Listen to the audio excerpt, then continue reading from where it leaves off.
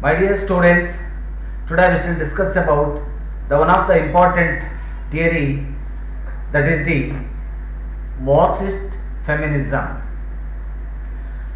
Already you have heard about the famous philosopher and revolutionist, the great Karl Marx.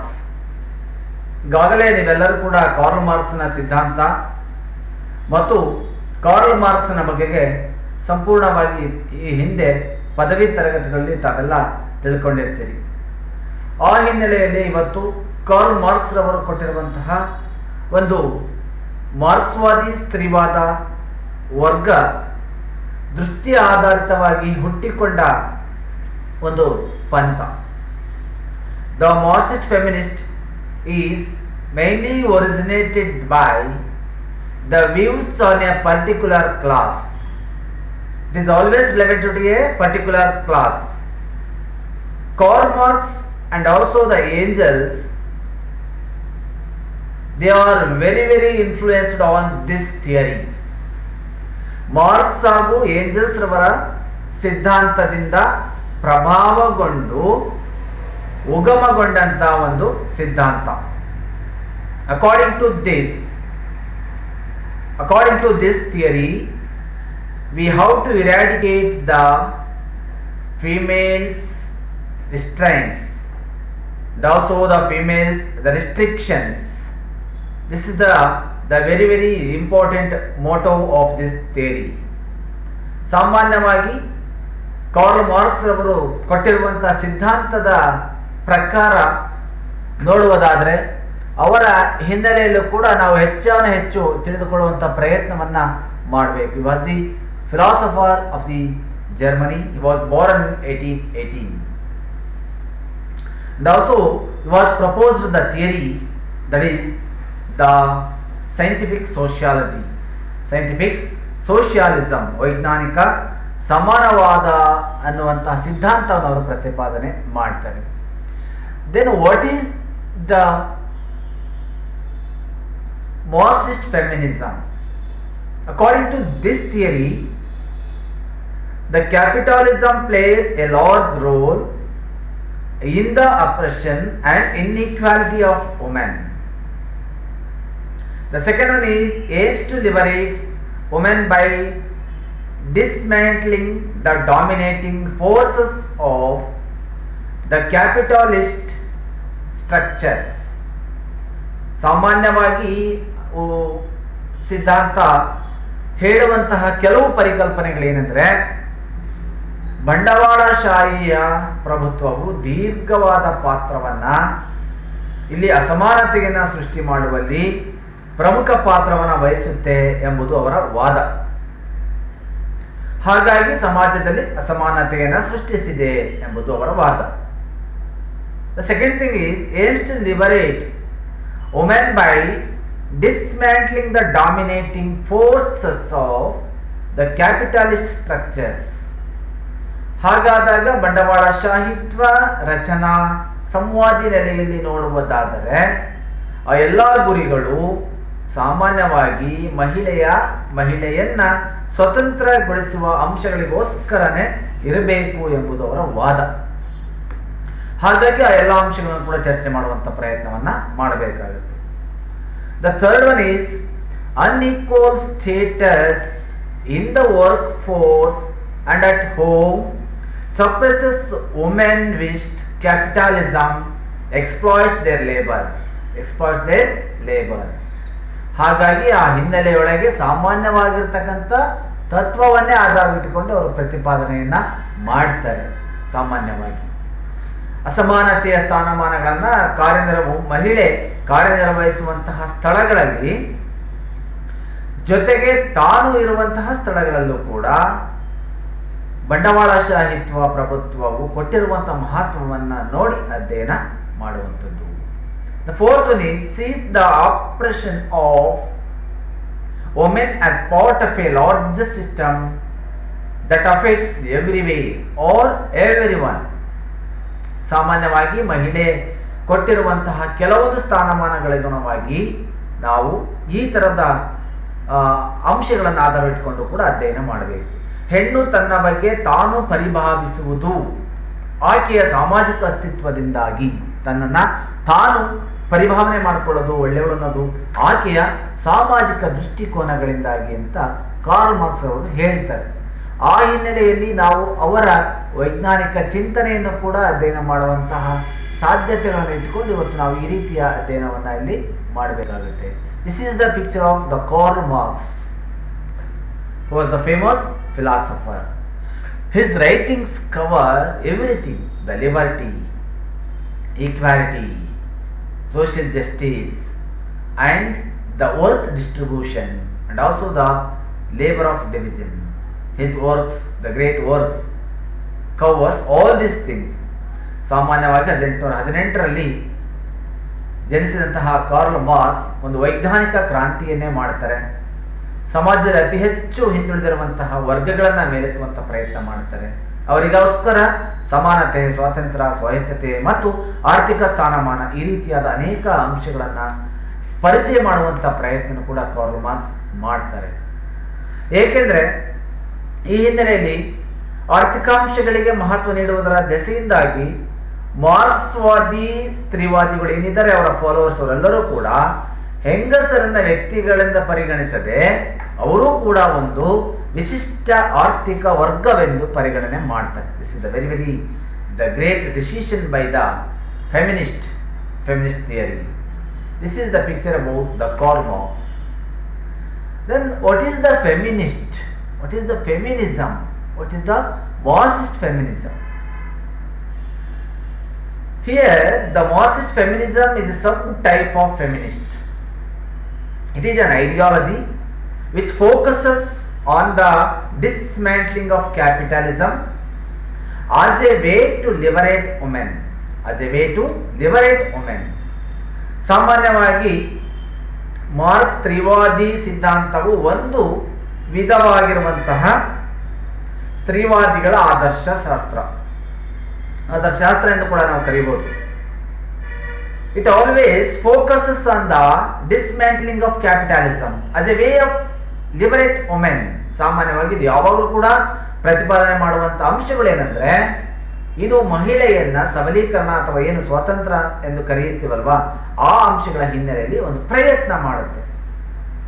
Marxist feminism States that economic inequality, dependence, political confusion and ultimately unhealthy social relation between the men and women are the root of women's oppression in current social context.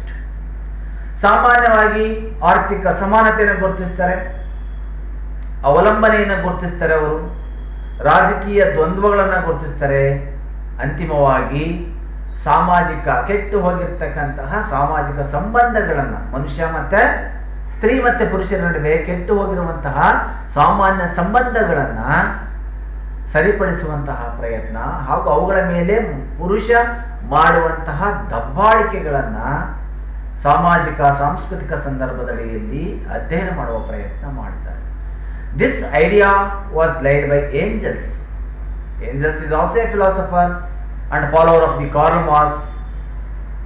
That's why he was given an idea regarding to the feminist theories. Then what is the feminism? Feminism is a social or the political movement concerned with the women's rights, aiming to point out and condemn their suffrage. It believes that all of society's powers are based on patriarchy. Patriarchy is a system in which men hold all positions of power and authority.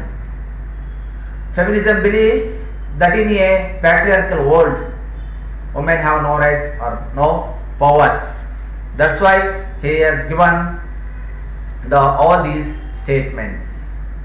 ಸಾಮಾನ್ಯವಾಗಿ ಹೆಂಗಸರು ಆರ್ಥಿಕವಾಗಿ ಪುರುಷರನ್ನು ಅವಲಂಬಿಸುವ ಸ್ಥಿತಿ ಮುಂದುವರಿಯುವಂತಹ ಕಾಲಘಟ್ಟದಲ್ಲಿ ಸ್ತ್ರೀಯರು ಪರಾವಲಂಬಿಗಳಾಗುವ ವ್ಯವಸ್ಥೆಯನ್ನು ಬಂಡವಾಳವಾದವು ಜೀವಂತವಾಗಿರಿಸುವಂಥ ಪ್ರಯತ್ನವನ್ನು ಮಾಡುತ್ತೆ.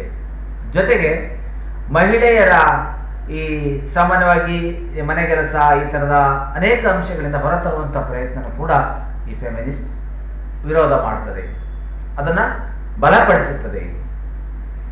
According to these views are the feminist, this is the Marxism and this is the feminism. Here the economic structure and here is the women's rights. It brings together and gives the equality with each other. It always brings together and gives equality to each other. ಸಾಮಾನ್ಯವಾಗಿ ಒಂದು symbol ಅಂತ ತಾವೆಲ್ಲ ಗಮನಿಸ್ತಾ ಇದ್ದೀರಿ. ಇದರಲ್ಲಿ ಬಹುಮುಖ್ಯವಾಗಿ ಸಮಾನತೆಯನ್ನ ಅಥವಾ ಸ್ತ್ರೀ ಸಮಾನತೆಯನ್ನ ತರುವಂತಹ ಪ್ರಯತ್ನವನ್ನ ಮಾಡ್ತಾರೆ.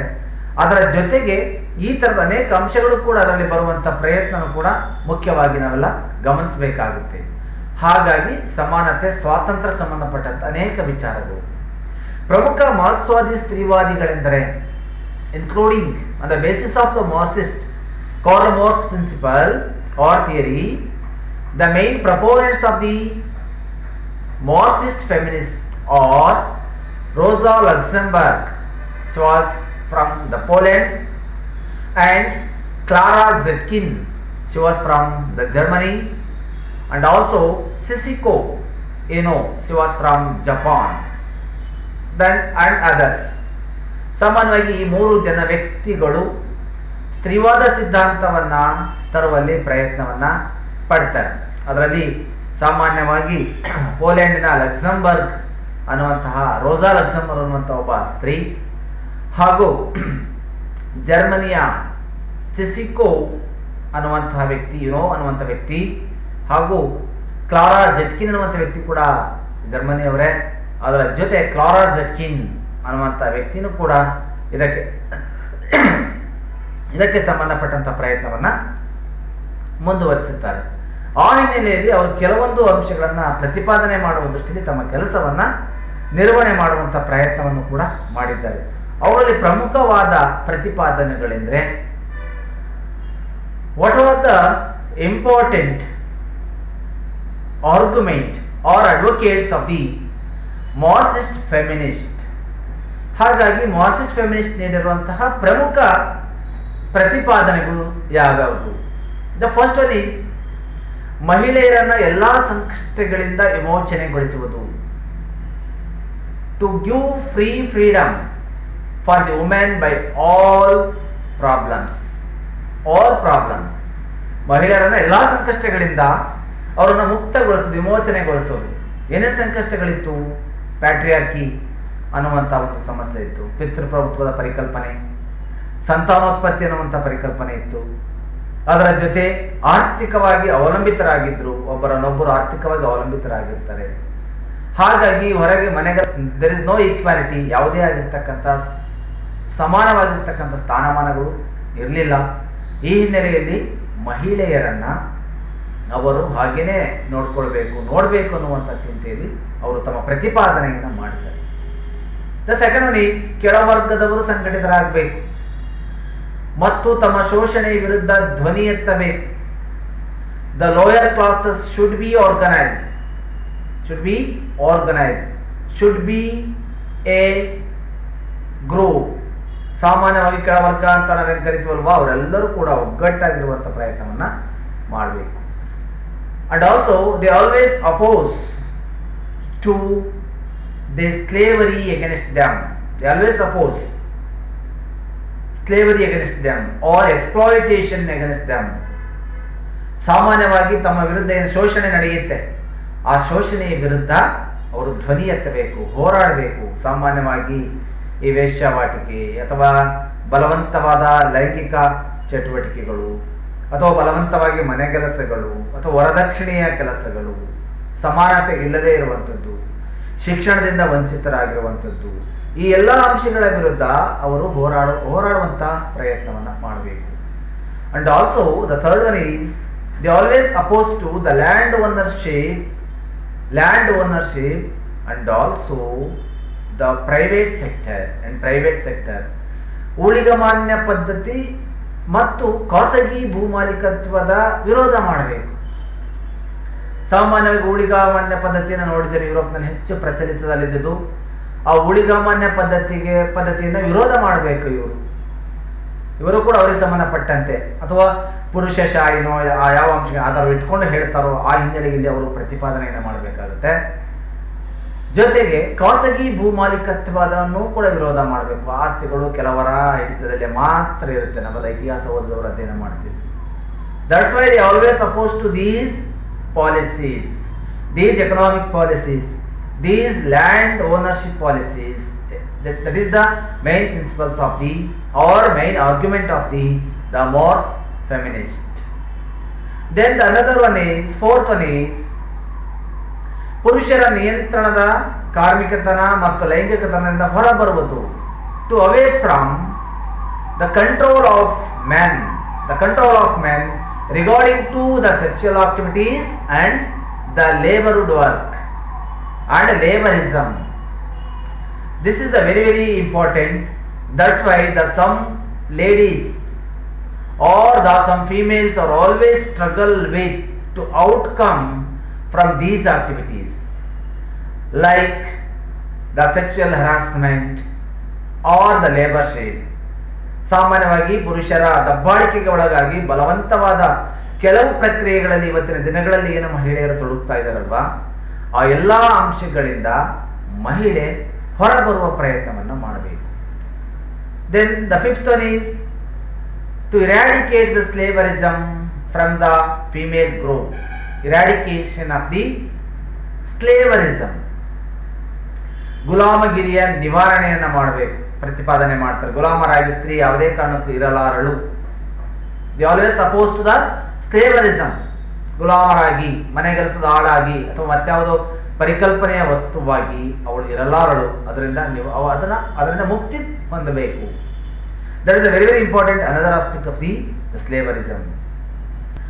ದೆನ್ ಆಸ್ತಿಯ ಏಕಸ್ವಾಮ್ಯತೆಯನ್ನು ತಡೆಯುವುದು, to prevent the property rights are the land ownership. ಆಸ್ತಿಯ ಏಕಸ್ವಾಮ್ಯತೆಯನ್ನು ತಡೆಯುವುದು, ಅಥವಾ ಯಾರ್ದೋ ಕೈಯಲ್ಲಿ ಅಥವಾ ಪಿತೃಪ್ರಭುತ್ವ ವ್ಯವಸ್ಥೆಯಲ್ಲಿ ಕೇವಲ ಪುರುಷರ ಕೈಯಲ್ಲಿಯೇ ಆಸ್ತಿಯ ಏಕಸ್ವಾಮ್ಯತೆ ಇರುವುದನ್ನು ಅವರು ವಿರೋಧ ಮಾಡ್ತಾರೆ.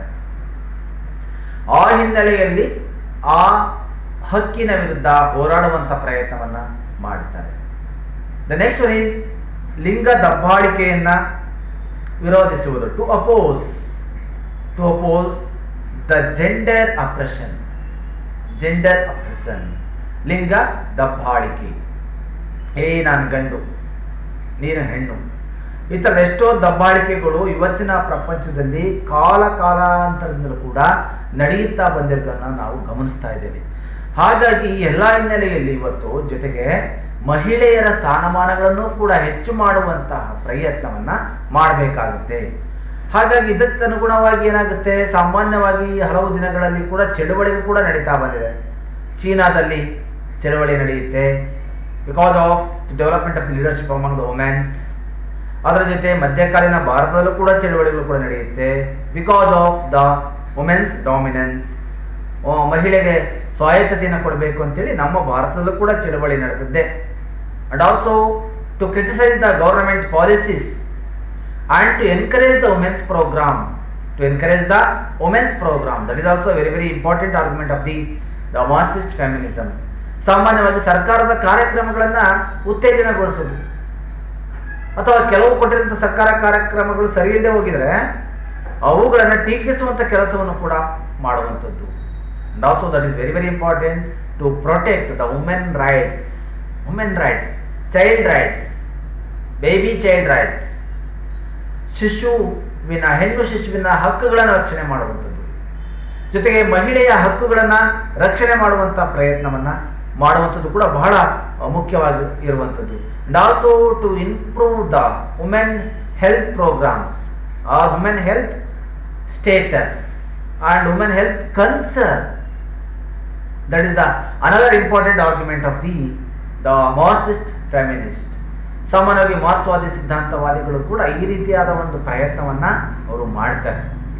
ಆ ಹಿನ್ನೆಲೆಯಲ್ಲಿ ಈ ತರದ ಅನೇಕ ಅಂಶಗಳು ಕೂಡ ಅದರ ಹಿನ್ನೆಲೆಯಾಗಿ ಬರುವಂಥದ್ದನ್ನು ಕೂಡ ನಾವು ನೋಡಿದ್ವಿ. This are some important the argument of the Marxist feminist. Then, what is the Marxist feminism? The Marxist claims that individuals are under the oppression of a dominant power structure. Marxist feminism points out the role of a capitalism in the oppression of women. ಸಾಮಾನ್ಯವಾಗಿ ಈ ಥರದ ಸನ್ನಿವೇಶ ಇಟ್ಕೊಂಡೇ ಕೂಡ ಆ ಪ್ರಯತ್ನವನ್ನು ಇಲ್ಲಿ ಮಾಡಲಾಯಿತು. Because of this Marxist feminism, there are several changes occurs in the female sector in the world. ಸಾಮಾನ್ಯವಾಗಿ ಈ ಸ್ತ್ರೀವಾದ ಸಿದ್ಧಾಂತ ಬಂದಿರೋ ಕಾರಣಕ್ಕಾಗಿಯೇ ನಮ್ಮ ದೇಶದಲ್ಲಿ ಅಥವಾ ಪ್ರಪಂಚದಲ್ಲಿ ಅನೇಕ ರೀತಿಯಾಗಿರ್ತಕ್ಕಂಥ ಬದಲಾವಣೆಗಳು ಆಯಿತು. Because of that the Marxist feminism, that is the gender equity, the important the changes due to the Marxist feminism, that is the gender equity, ಲಿಂಗ ಸಮಾನತೆ. And the second one is the equal pay for equal work. Equal pay for the equal work. That is another important aspect regarding to the feminist. ಸಮಾನ ಕೆಲಸಕ್ಕೆ ಸಮಾನ ವೇತನ.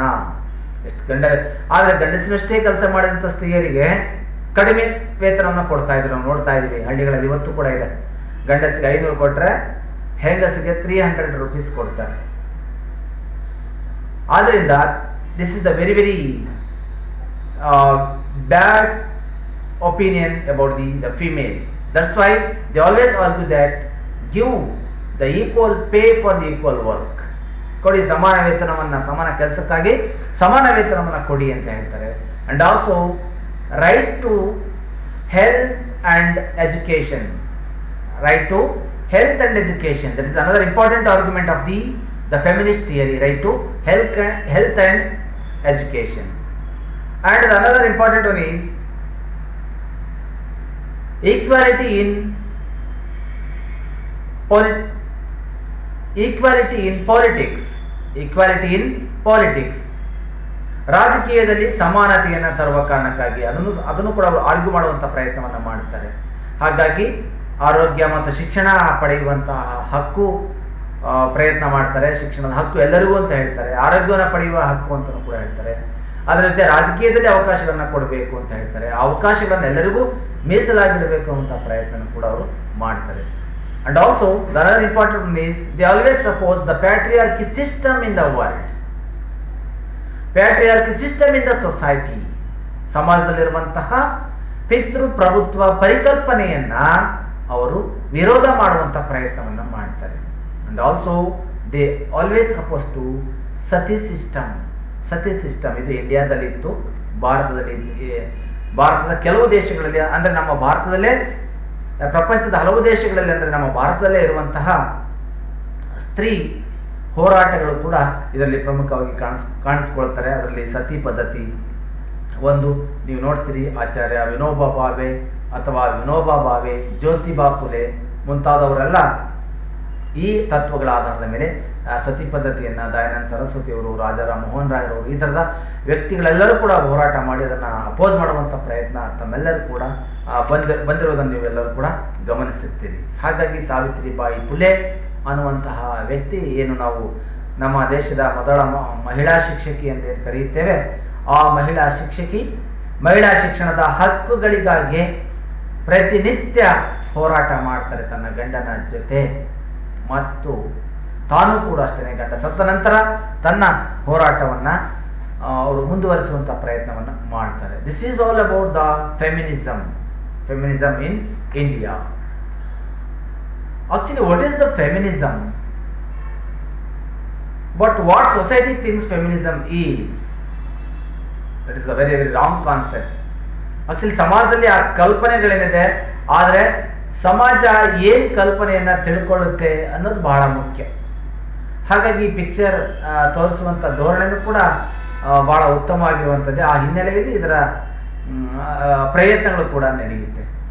Okay my dear friends, this is all about the Marxist feminist theory. So for we have learned about the Marxist feminist theory.